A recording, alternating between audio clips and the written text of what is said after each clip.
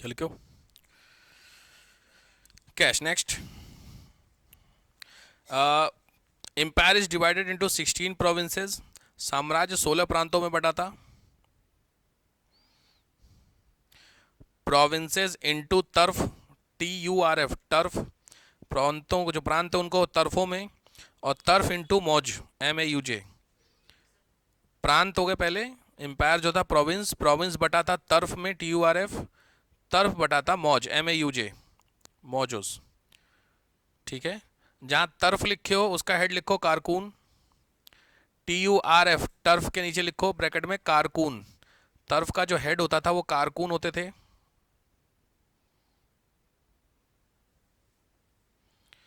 प्रांत का हेड होता था सूबेदार। प्रांत का सूबेदार। सबसे लोअर लेवल पे होते थे गांव। लोएस्ट लेवल पे होते थे गांव। इसका हेड होता था पाटिल। अपने टाइटल सुने होंगे, पाटिल या देशमुख। ये सबसे गांव में प्रधान प्रधान होते थे। ठीक है, पाटिल या देशमुख।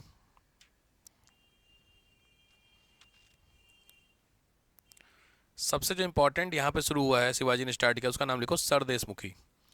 नेक्स्ट हेडिंग, बोलो next point, Sardeshmukhi slash chauth. Chauth, CHAUTH, chauth. Simple भाषा में 1/4 टैक्स इसको बोलते थे। 1/4 टैक्स, चौथ। ये ना आर्मी टैक्स था, मतलब स्पेशली हर बंदे को अपनी इनकम का 1/4 for the safety of army देना पड़ता था, कंपलसरी था चौथ।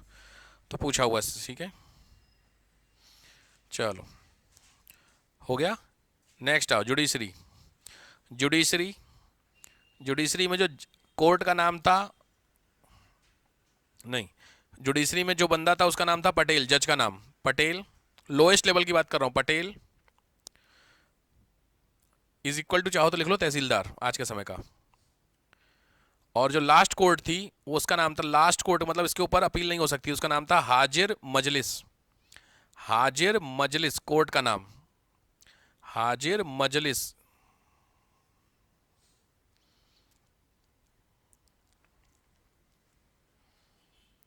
ठीक है साहब, यहां तक कहानी समझ में आ गई? कोई कंफ्यूजन किसी को छोटा छाटा? ठीक है, तो यहां शिवाजी की समाप्ति होती है। अब शिवाजी के पुत्रों की बात करते हैं। शिवाजी की 2 शादियां हुई थी, तो 2 शादियों से 2 पुत्र होते। एक पुत्र पीछे था, कौन सा था? हाँ, तो दूसरा एक और पुत्र, उसका नाम है राजा राम। तो कायदे में फाइट यहां शुरू होगी अब, ठीक है, उस for the empire of Maratha. लिखो, हेडिंग डालो, संभाजी। संभाजी लिखो। From two wife, from two wife, from two wife dash two son, Sambhaji and Raja Ram. Two son, Sambhaji and Raja Ram. 2 wife से 2 पुत्र पैदा हुए, संभाजी और राजा राम। ठीक है। शिवाजी की डेथ कब होती है? 12 अप्रैल। ध्यान से डेट आपको दी हुई है, 12 अप्रैल 1680 में। ठीक, तो 12 अप्रैल 1680 होती है इनकी डेथ। तो गद्दी खाली हुई, थ्रोन खाली हुआ, तो वहां पे संभाजी जो होता है वो बन जाता है राजा। तो डेट लिख लो, on 20 July 1680, 20 July 1680, Sambhaji remove Raja Ram, Sambhaji remove Raja Ram and become the king. Sambhaji ने राजा को हटाया और राजा बन गया। अब यहां पे कहानी कुछ इस तरीके से हुई, संभाजी ऑलरेडी कुछ था। संभाजी क्या था? संभाजी क्या थे? ऑलरेडी मनसबदार थे 5000 वाले औरंगजेब की तरफ से। तो शिवाजी ने राजा राम को अपना लड़का बनाया था, वो किंग बनाया था। लेकिन बड़ा लड़का कौन था? संभाजी। छोटा कौन था? राजा राम। समझो जरा कॉन्सेप्ट। तो संभाजी ऑलरेडी वहां पे थे, क्या नाम, मुगलों के पास आर्मी में। तो इसलिए शिवाजी ने यहां पे इस राजा राम को बनाया था, बट संभाजी ने राजा राम को हटा करके खुद राजा बन गए। समझ गए यहां तक? ठीक, और लिखो।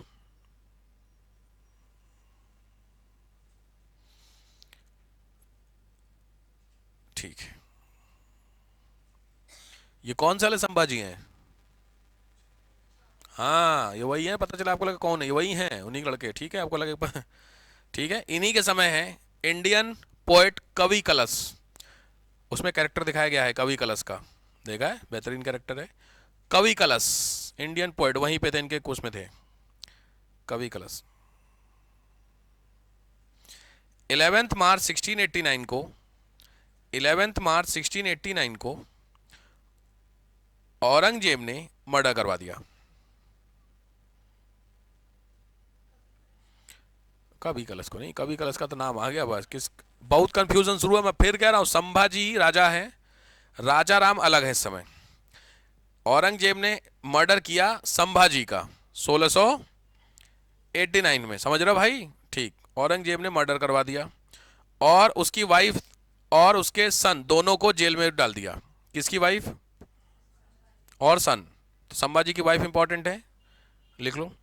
Murdered him and his wife Yesubai, उनकी वाइफ का नाम है Yesubai, YESU, Yesubai, and his son Shahu, और उसके पुत्र साहू को डैश इम्प्रिजन। ठीक हो गई बात? तो अब यहां मौका किसको मिल गया? खुद दिमाग आ गया आपका, वेरी गुड। हेडिंग डालिए Raja Ram. Next heading Raja Ram.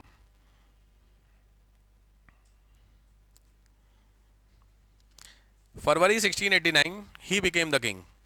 February 1689 में राजा राम बन गए। किसे, किसको बचाना था?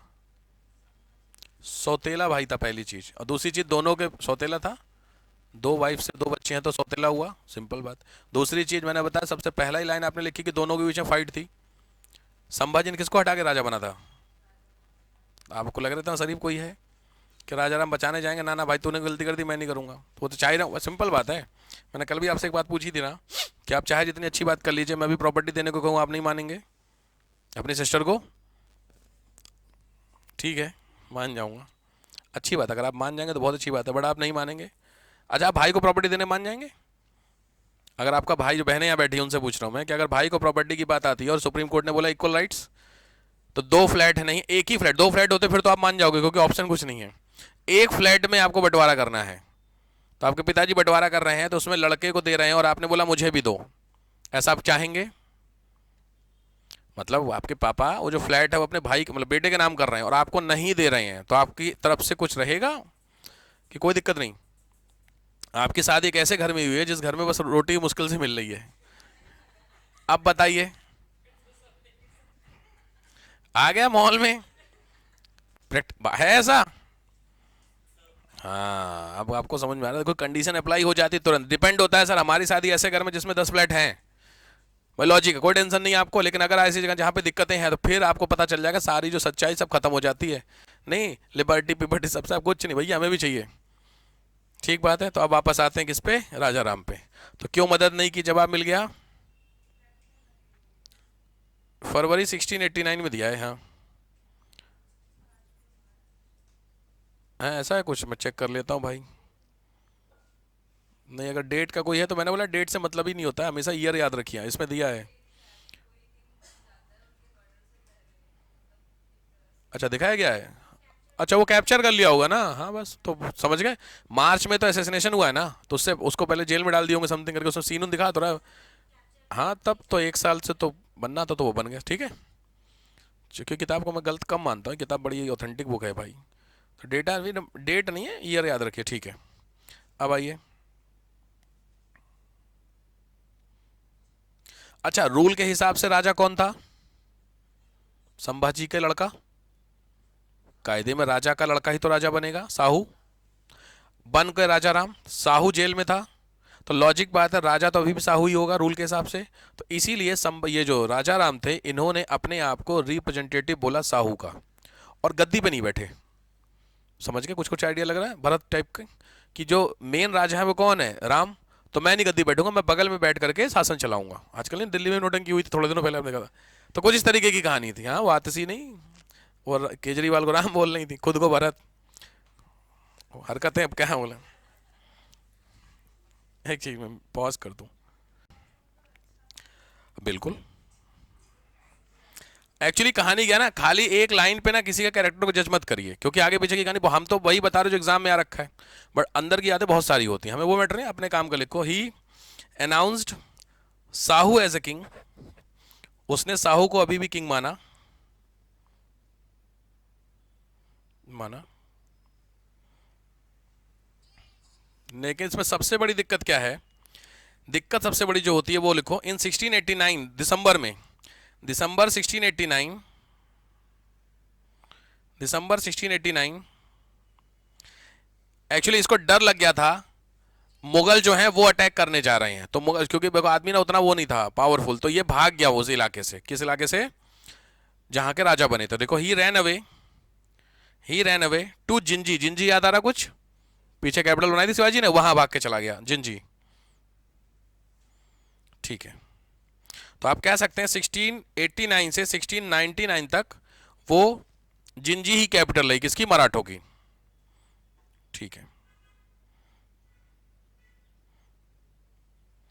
तो आप सिंपल तरीके से, यानी अब यहां पे थोड़ा कॉन्सेप्ट है, यानी ये भाग करके जिंजी पहुंच गए, तो मराठा जो एम्पायर जिंजी से चल रहा है, तो वहां का क्या होगा? जो ओरिजिनल वाला होगा, तो उतना जो है वो ब्लैक पीरियड बोला जाता है इनका, मराठों, क्योंकि वहां पे किसी का डायरेक्ट कंट्रोल नहीं था, वो कायदे में किसका कंट्रोल था? औरंगजेब का। कुछ को समझ में आ रहा कॉन्सेप्ट? क्योंकि वो तो जेल में है, कौन? साहू ना, वो जेल में, राजा राम भाग गए, तो ये राहु और राजा राम के बीच में क्या रिश्ता? भाई भाई, चाचा भतीजा। ध्यान से भैया, खतरनाक क्वेश्चन रीजनिंग का भी। भाई समझ रहे हो, संभाजी का भाई कौन और संभाजी का लड़का कौन? अब आ रहा है हिसाब? तो ये लड़का और वो भाई, तो समझ में आ रहा, तो चाचा और भतीजे की कहानी चल रही है। कुछ कुछ आ रहा समझ में? मैं इसीलिए उस बोला था आपको क्या, कि मराठा बहुत खुले दिमाग से पढ़ना। समझ में आया? तो ये फाइट अब हो गया, आगे बताऊंगा अभी आगे। ठीक है, तो पॉइंट इज दैट कि जो राजा राम जब भाग करके वहां चला गया, तो जो मराठा एम्पायर है वो ब्लैक हो गया, डार्क हो गया। उस ब्लैक पीरियड में टिल डेथ ऑफ औरंगजेब ये पूरा ऐसे ही चलता है, और औरंगजेब के बाद फिर कहानी कुछ और होती है। समझ गए? तो लिखो till the death of Aurangzeb, till the death of Aurangzeb,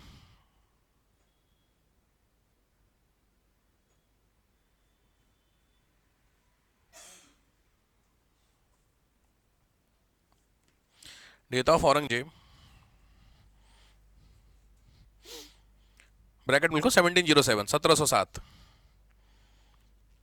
major Maratha empire was blank. मुख्य जो मराठा एम्पायर था, राज था, वो ब्लैंक रहा।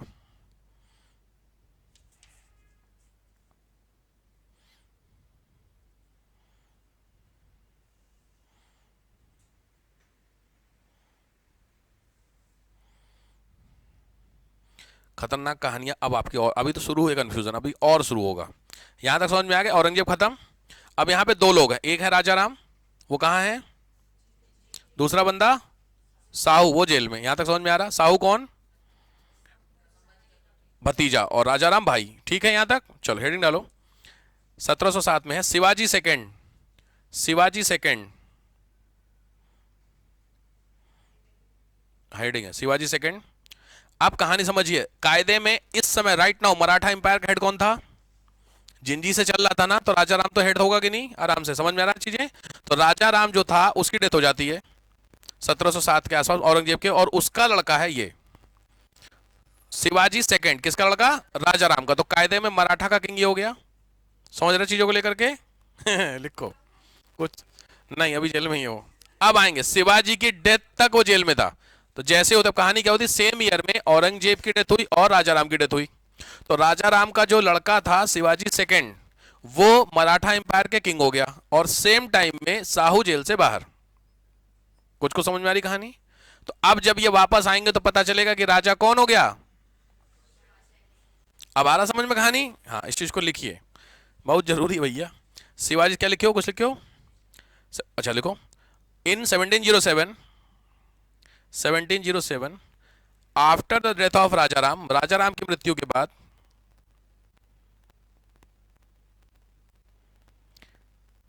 His son Shivaji second become the king, his son Shivaji second become the king.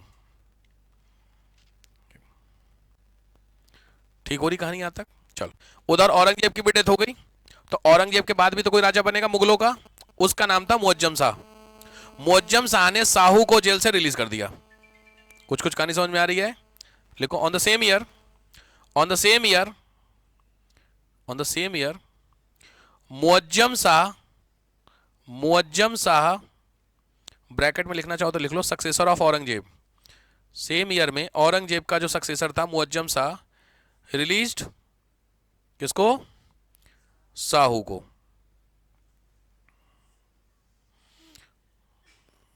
अब कहानी लगभग सब स्टोरी आपको लगभग बैठ रही होगी दिमाग में, ठीक है। यहां पे राजा बन गए कौन, शिवाजी सेकंड, और साहू जेल से बाहर, तो कायदे में फाइट इन दोनों के बीच अब शुरू होगी कि नहीं होगी। ठीक, दिक्कत ये थी कि जो शिवाजी सेकंड राजा बना था उस समय उसकी एज थी 4 साल, तो चूंकि लड़का था तो राजा बनना था इसलिए राजा, तो कायदे में इसमें मेन एडमिनिस्ट्रेशन किसके हाथ में होगा, साहू तो 4 साल का यार, हाँ मम्मी के हाथ में, क्योंकि लॉजिक बात है, पापा खत्म, बेटा 4 साल का राजा बना, तो मेजर इंपायर किसके हाथ में था, मम्मी। उन मम्मी का नाम था ताराबाई, बहुत फेमस नाम है मराठों में, आपने सुना होगा, ताराबाई ने बड़ा इंपायर चला, वो यही ताराबाई है। चाहो तो लिखना, चाहो इस चीज को लिख भी लो, क्या लिखो, ही बिकेम द किंग ऑफ, हाँ कहां तक पहुंचे हो, रिलीज्ड साहू, ठीक है यहां तक आगे लिखो। व्हेन ही रीच्ड सतारा, जब वो सतारा पहुंचे, till till then Shivaji second became the Chhatrapati, Shivaji द्वितीय छत्रपति बन चुके थे।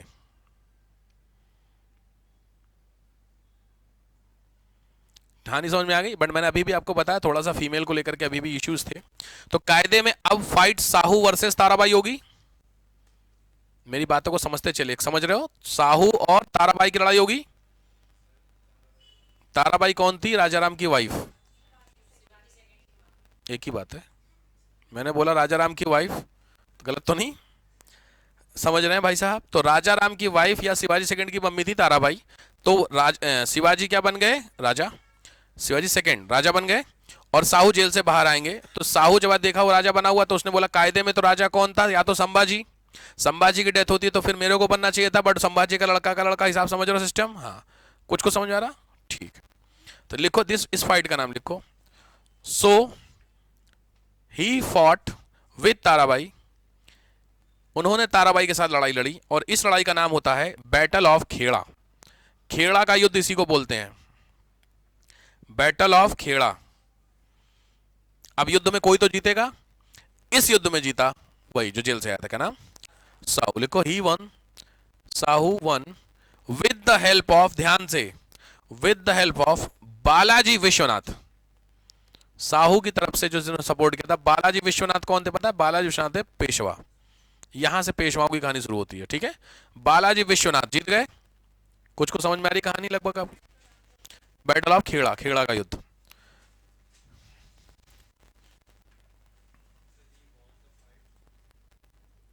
विदर्भ, यहां तक क्लियर है। अब कायदे में देखें तो जो मराठा इंपायर पे कंट्रोल किसका था, राजा राम और उसके बेटे का था, दैट इज शिवाजी सेकंड, अब वो शिफ्ट हो गया साहू के पास, बट कायदे में तो सब रिश्तेदारी एक ही है, चाचा भतीजा सब आपस में तो ठीक नहीं लगता, तो इसलिए मराठा इंपायर के दो हिस्से होते हैं, एक हिस्सा इधर एक हिस्सा उधर, समझ गए कुछ कुछ, लिखो। After this fight Maratha empire divided into 2 part, इस लड़ाई के बाद मराठा साम्राज्य 2 हिस्सों में टूटा, पहला हिस्सा, first portion Satara led by Shahu, major जो पोर्शन था वो सतारा का पोर्शन होगा, साहू, और दूसरा हिस्सा लिखो कोल्हापुर का एरिया, सेकंड एरिया कोल्हापुर, वही जिंजी वाला area, Kolhapur Jinji led by Tarabai, कुछ को समझ में आ गया, ठीक है, यहां तक कोई कंफ्यूजन, आराम से घर पे पढ़ियो 1-2 बार तब समझ में आएगा, ठीक है। 2 हिस्से हो गए, एक हिस्सा में कौन है, साहू, दूसरे हिस्से में ताराबाई, यही तो कायदे में फाइट थी, जीता उसके बाद उसने बांट लिया, हो गया, ठीक। अब आगे बढ़ते हैं,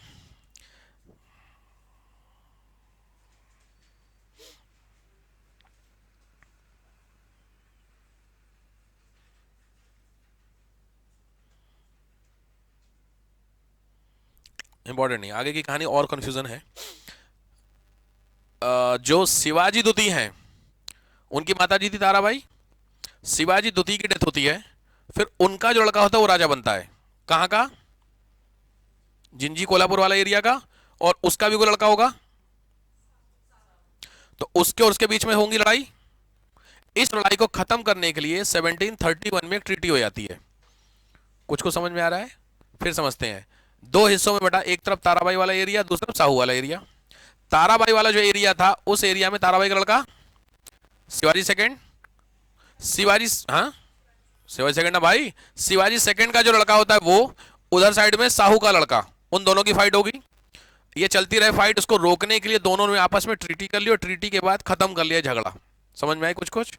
इस तो आपको इंपॉर्टेंट है, ट्रीटी का नाम लिखो 1731, 1731 में ट्रीटी होती है और उसका नाम है treaty of Warna. Treaty of Warna, VARNA, Warna की संधि, treaty of Warna. Merge their empire, empire को आपस में मर्ज कर ले। झगड़ा भाई फैमिली के बीच में होता है तो सब ठीक है, क्योंकि इसका फायदा कौन उठाएंगे? मुगल।